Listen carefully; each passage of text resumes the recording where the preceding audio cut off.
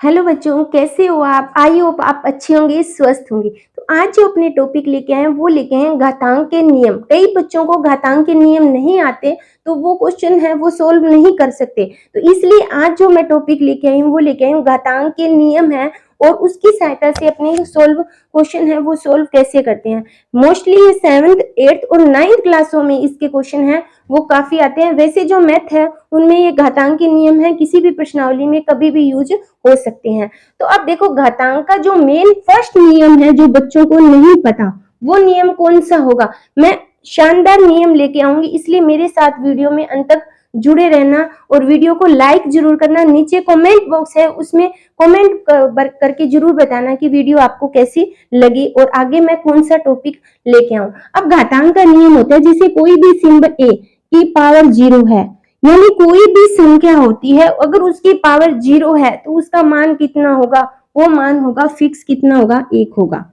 यानी किसी की भी पावर 0 है उसका मान कितना होगा, 1 होगा। उसके बाद अगर मैं सेकंड नियम लेके आऊं यानी a की पावर m इंटू b की पावर m, तो इसका मान क्या होगा, a की टोटल पावर कितनी होगी, m होगी। यानी a की भी पावर m है और b की पावर भी क्या है, m है, तो उसका टोटल मान कितना हो जाएगा, a बटे b। ठीक है। थर्ड क्वेश्चन अगर मैं बात करूं a बटे b की पावर टोटल m है तो इसको अपने किसे लगता है a की पावर m और b की पावर m, इसको अपने अलग अलग करके भी लिख सकते हैं। उसके बाद अगर मैं नियम की बात करूं, ठीक है, फोर्थ अगर नियम बात करें जैसे a की पावर -m है तो उसको लिखते हैं 1 बटे a की पावर m। ठीक है, इस तरह अपने आसानी से कर सकते हैं। आगे की बात, मेन तो ये नियम होते हैं। ठीक है बच्चों, अगर अपने कई बार क्या होता है कि ऐसे आ जाता है क्वेश्चन a की पावर m इंटू b की पावर यानी a की पावर n, ठीक है, तो यानी a की पावर m भी है और a की पावर n है तो उसका a की पावर क्या हो जाएगा, mn हो जाएगा। ठीक है, इस तरह अपने क्वेश्चन करते हैं। अब अपने ये तो थे घातांक के सिंपल से नियम, 2-4 नियम। अब उसमें क्वेश्चन किस टाइप से आएगा, जैसे मान लो 5 की पावर 0 है तो उसका मान हमेशा 1 होगा। किसी संख्या की पावर अगर 0 है तो उसका मान कितना होगा, 1 होगा। अगर मैं बात करूं 3 की पावर 5 इंटू और 4 की पावर 5 तो इसका मान कितना होगा, पावर सेम है आधार अलग है तो आधार आपस में क्या हो जाएंगे, गुना हो जाएंगे। 3 इंटू 4 की पावर टोटल कितनी होगी यानी 12 की पावर कितनी होगी, 5 होगी। यानी जब आधार अलग अलग है पावर सेम है तो मल्टी, जब आधार सेम है तो पावर अलग अलग है तो उसकी भी कंडीशन क्या होगी, अपनी अलग होगी। अब अगर मैं इस टाइप का क्वेश्चन लेके आऊं यानी 5 बटे 7 की पावर कितनी है, 6, यानी 5 की पावर 6 और 7 की पावर 6। इसको अपने आगे पावर को खोल के, नीचे की पावर को खोल के ऊपर से मल्टीप्लाई नीचे से मल्टीप्लाई करके कर सकते हैं। अगर ऊपर नीचे कोई संख्या कटे तो उसको भी अपने काट सकते हैं।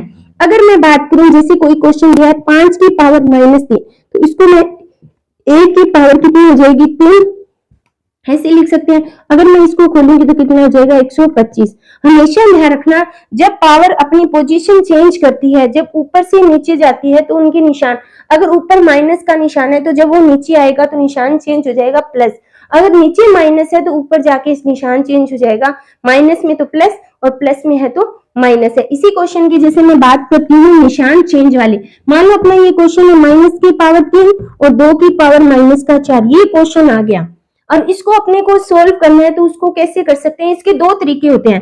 एक तो अपने 5 की पावर मतलब -1 ये अपने लिख सकते हैं, या इसको अपने कर सकते हैं जैसे ये माइनस है नीचे आ जाएगी कितनी हो जाएगी, प्लस की 3 और ये ऊपर जाएगी हो जाएगी 4, तो इसको अपने 2 इंटू 2 इंटू 2 इंटू 2 और यहाँ पे हो जाएगा 5 इंटू 5 इंटू 5, इसको लिख सकते हैं इस तरह।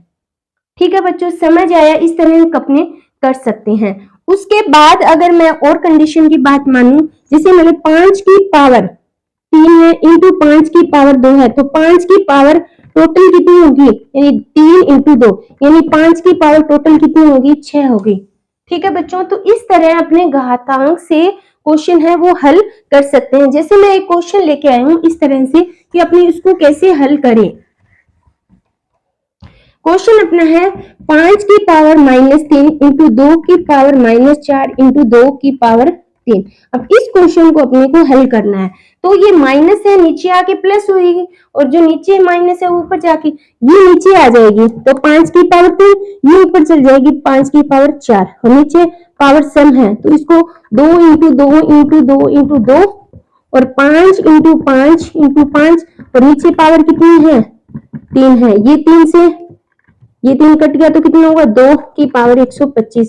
ये जो इस टाइप के क्वेश्चन है वो कंपटीशन एग्जाम में जैसे एसएससी होगी, बैंकिंग वगैरह होगी, इनमें ये क्वेश्चन है वो काफी पूछे जाते हैं। तो अपने घातांक से भी क्वेश्चन हल कर सकते हैं। जैसे मान लो अगर मैं बात करूं एक क्वेश्चन की और, जैसे अपने को किया दिया 3 की पावर 0 बटे 2 की पावर 4 इंटू 3 की पावर 5 इंटू 2 की पावर 0 इंटू 3 की पावर 4, इसको अपने को हल करना है। अपने को पता है इसका मान 1 होता है, ये पावर कितनी है 4 है, नीचे 2 की पावर 4 है, 3 की पावर 5 है, इसका मान कितना हो गया 1 हो गया, 2 की पावर 0 है।